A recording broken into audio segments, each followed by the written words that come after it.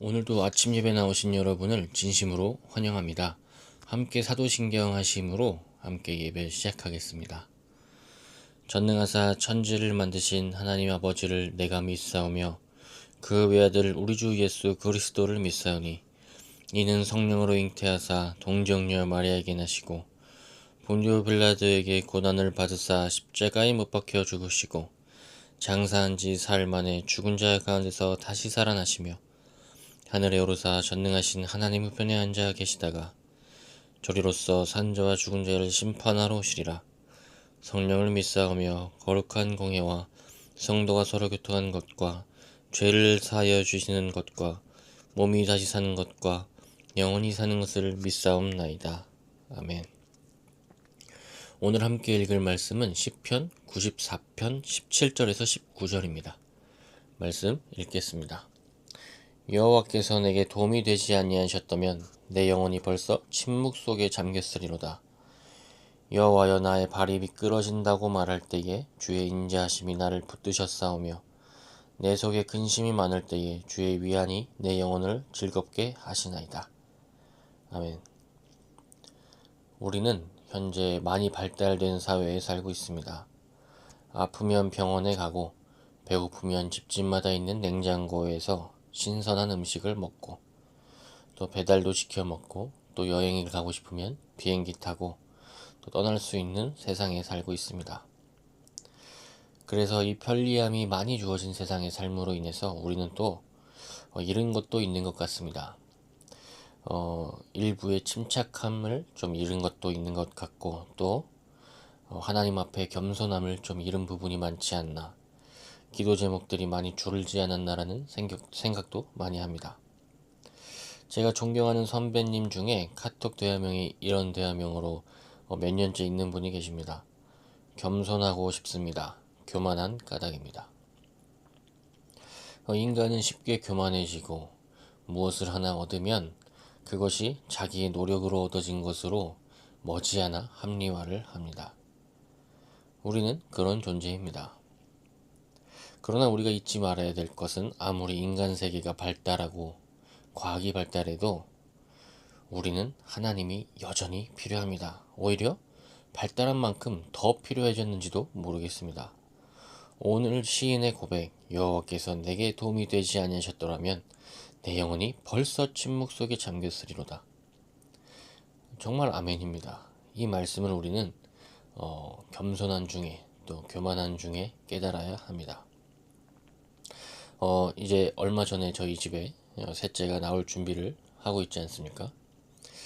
사실 이 아이를 갖고 여러 가지 일들이 있기는 했습니다. 첫 번째는 요즘에 기본적으로 이제 산모들에게 시행하는 검사 중에 기형아 검사가 있습니다. 그런데 집에 전화가 왔어요. 꽤나 수치가 높게 나왔으니 자세한 검사를 좀 해야겠다는 거예요. 물론 하지 않겠다고 이야기를 했습니다. 그리고 기도를 했습니다. 그런데 이제 하나님이 저희에게 깨닫게 하신 것은 하나님이 구원하시는데, 우리를 사랑하시는데 지키신 원칙이 있다는 것이었습니다. 사랑할 대상을 분류하지 않으셨다는 겁니다. 이 영혼은 사랑할 만한가? 이 영혼은 구원할 만한가? 라는 질문은 하지 않으셨습니다. 오히려 예수님은 십자가에서 예수님을 조롱하던 로마 병사를 용서하셨습니다. 사랑할 사람을 정해주신 것이 우리에게는 얼마나 큰 은혜인지 우리는 깨달아야 합니다. 그것이 하나님의 마음이고 하나님의 시선입니다. 주님이 구원을 주시지 아니하셨더라면 저는 아마 제 영혼은 시인의 고백처럼 침묵 속에 있었을 것입니다. 그런데 최근에 또 고민이 하나 생겼습니다. 병원에 갔는데 아이가 이제 횡하였습니다.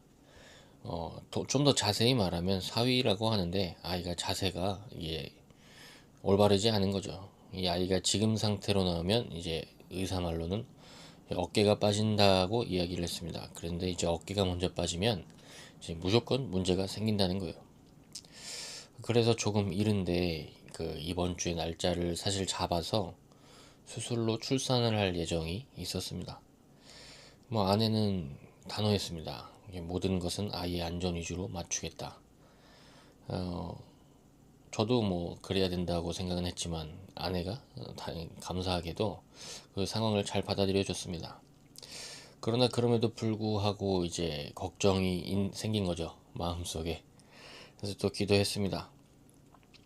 하나님이 주시는 환경은 언제나 은혜임을 고백합니다. 그러나 잠시 미끄러진다고 하여 지나치게 좌절하지 않게 하시고 모든 상황 속에서 필요한 지혜를, 어려움 속에서 요구되는 지혜를 늦지 않게 깨닫게 하시며 모든 어려움의 끝에서 우리가 여전히 당신을 바라보게 하소서.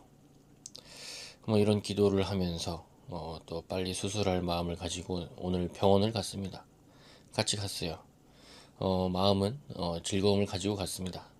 그런데 감사하게도 이제 오늘 아이가 자세가 정상으로 돌아와 있었습니다.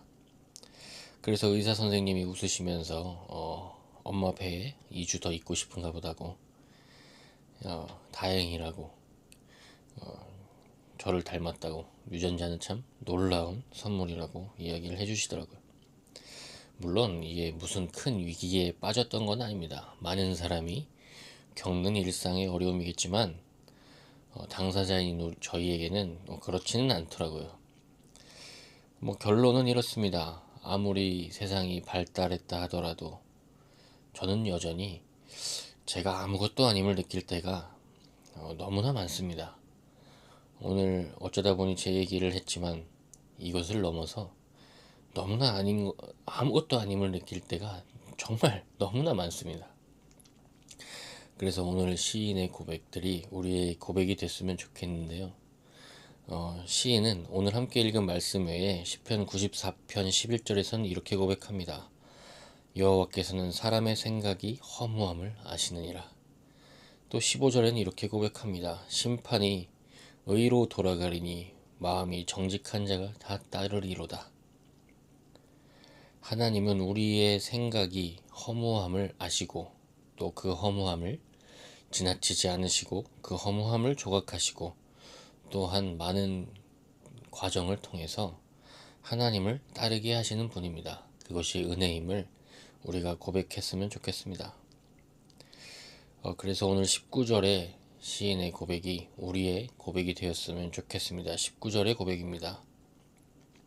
내 속에 근심이 많을 때에 주의 위안이 내 영혼을 즐겁게 하시나이다. 아멘. 오늘 살아가는 여러분에게 주님의 위안이 있기를 축복합니다. 기도하겠습니다. 하나님 감사합니다. 우리를 단련하시는으로 인해서 감사합니다. 우리에게 살아계심을 매일매일 깨닫게 하심을 감사합니다. 우리를 보시면서 우리를 구분하지 않으시고 오히려 우리에게 하나님을 선택하도록 하신 하나님 너무나 감사합니다. 그 하나님을 우리가 주로 모시고 주님만을 왕으로 모시기 원합니다. 하나님 또 오늘 어려운 자들에게 주님의 위안이 필요한 상황들이 있습니다. 주님께서 위안하셔서 즐거움이 임하게 하시고 모든 것을 잊고 하나님의 창조의 그 아름다움을 오늘 만끽할 수 있도록 도와주옵소서. 감사합니다. 예수님의 이름으로 기도드립니다. 아멘. 오늘도 주님 안에서 즐거움을 회복하시기를 축복합니다. 감사합니다.